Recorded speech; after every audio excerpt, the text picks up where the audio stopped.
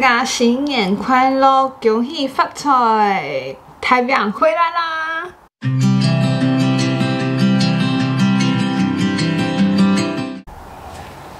先给大家看一下今天年初五的穿搭，上衣是这样，然后这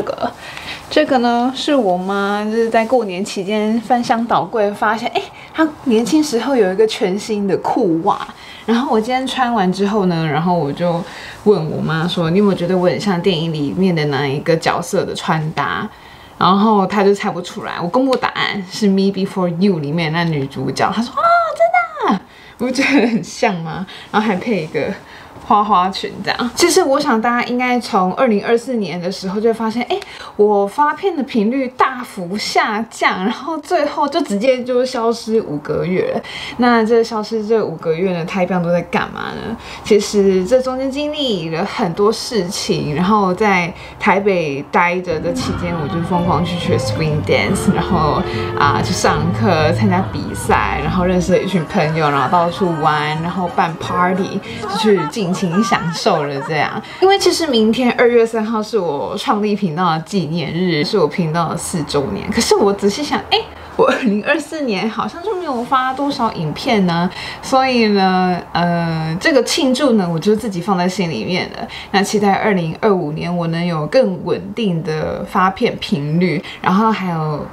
我希望的一些小计划，就是在我 Instagram 上面的小计划，或者是在我频道的小计划，都能渐渐的实现。因为老实说，真的要我在这个地方能够拍片，真的越来越难。像其实过年大家都很忙嘛，我今天其实就是突然多了很多的要忙的东西，然后我刚刚就是在厨房忙的时候，就觉得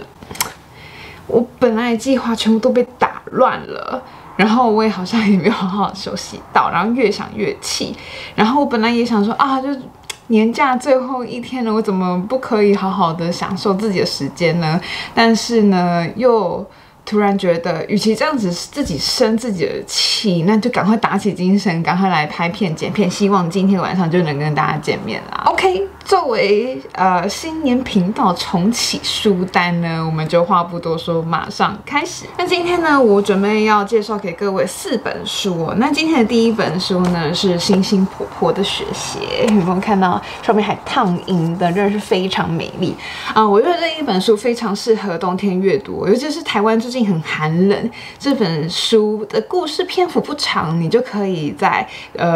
棉被里面，然后窝着，然后就可以这样子专心阅读。在冬天这个时节呢，我觉得更可以感受到这一个在阿拉斯加用口述方式流传2000年的一个经典故事哦。那这个故事在说什么？这个故事呢是在讲在阿拉斯加游猎地区呢有一个部落，他们的食物供给已经不足以供应给全部部落的人们吃了，所以他们就决定抛下了2位平时就只会在那边唠叨抱怨然后不做事的老太太，然后离开了，就等于是放在他们在雪地里面等死的意思哦。那这2位老太太们呢，本来一开始也就自暴自弃了，但是他们就觉得他们还是想要生存下去，所以就渐渐了重拾他们原本已经封藏很久都没有拿出来用，因为原本就会有人照顾它，而忘记了你在雪地该如何运用祖先流传下来的智慧、生存的解决之道，让你好好的活下去。在阅读的时候，让我想到了一个大师说过的话，他说：大家都想要成为 Superman， 成为超人，但是忘记了身为人类本身你就有 super power 这一件事情。你要先相信你自己拥有，你有内在智慧，还有所有的东西，然后你才能真正的去展现你内在的那个力量。故事的结尾非常非常的感人。他讲的是爱，是宽恕哦。我觉得这一本书很适合给青少年看，然后还有就是长辈们看，所以我自己私心把它定义为9岁到99岁都能阅读的一个礼物书这样子，所以推荐给大家。OK， 介绍给大家的第2本书呢，叫做《你愿意，人生就会值得》哦。那其实我之前就有在我的频道上面介绍过蔡康永的情商课系列，大家可以点就是上方的资讯栏。那其实这一本书是作为他的情商课系列3部曲的完结篇。那个时候我在成品翻了一番，然后就觉得不行。我就是被里面的一些情境打动了，他说的话太对了，所以我就觉得还是要把它带回家看一下这样子。看完这一本书哦，其实我有2个想要跟大家分享的，就是第一个就是你可以放心的懒。第2个呢，就是你可以放心的放过自己哦。其实我觉得这一本书，我可以理解它为什么会红，因为其实我相信大家应该都很懒吧，包括我也是这么超级懒惰的。所谓的情商，我觉得读到后面，我真的觉得，蔡康永先生想要告诉我们的是，情商不是我们跟别人之间的事，而是永远是自己的课题。你怎么样去对待自己？你怎么样去解决你看眼光的一个视角问题，永远都是自己的课题。然后每一篇都不长，它开头就是用一个小故事或者是一个小情境，然后再点出蔡康永先生他想要跟你谈的一些生活上面的一些东西，这样子我真的觉得很受用。可以跟大家分享里面我感受最深的就是他觉得你不需要做什么了不起的事，你只需要你自己的故事。之前我好像有跟各位分享过，就是我现在看一个人，我觉得他非常有趣，常常是他是怎么样去解决他生活中的难题了，或者是他有什么故事。我觉得那对于我来说才是最吸引人的地方，而我也希望能够去创造我自己的故事这样子。是我那个时候是在过年期间的，每天早上就读1-2篇这样子，我真的就觉得很受用，然后也觉得豁达了很多，所以呢也推荐给大家。OK， OK， 接下来第3本书呢，就是要来介绍的一本《强风吹拂》。那还记得我在去年2024年有一个系列呢，就是请读友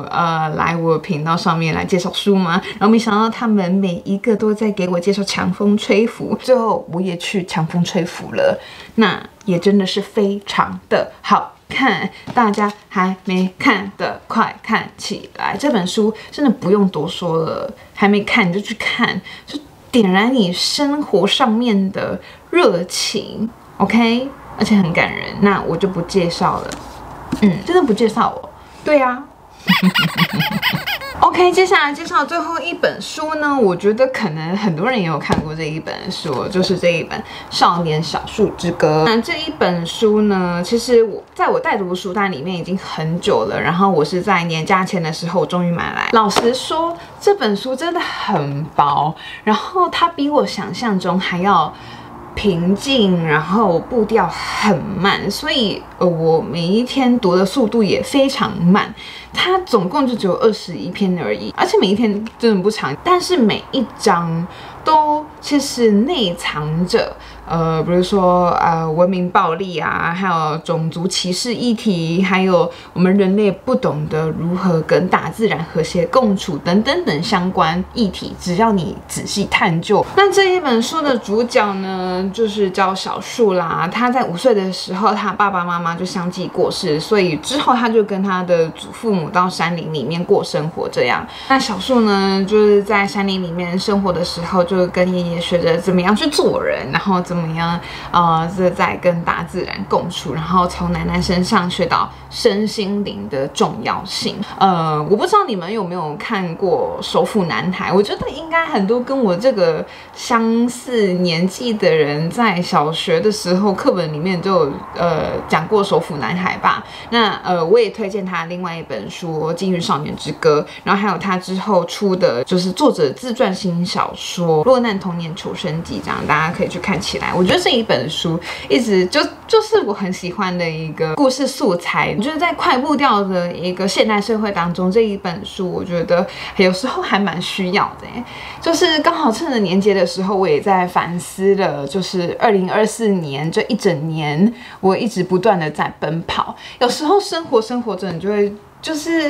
会忘记一些最基本的一些道理，这样我觉得这一本书有一点趁机把我拉回来一点点。有时候我们就会突然就觉得，哦，我需要这个，我需要那个，然后才能得到快乐、幸福。但是其实，真正让你幸福快乐的事情可以很简单，对。然后有时候真的会忘记，那就需要透过这一类的书籍，让你唤起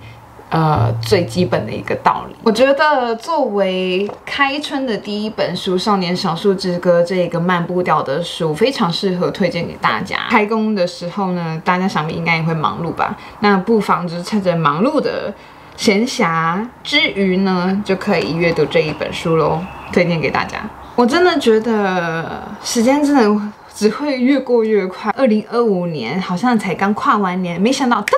一下子今天是2月2号哦。代表呢也祝福大家2025年的时候呢，能够从书籍里面得到更多的爱，还有幸福，还有快乐，然后好好的把握时间跟就身边的人好好的相处，这样子。希望看着这个影片的大家都能够幸福快乐 ，OK？ 还有身体健康，真的是最重要的。好，今天就到这边了，暗自 say， 张瑞聊。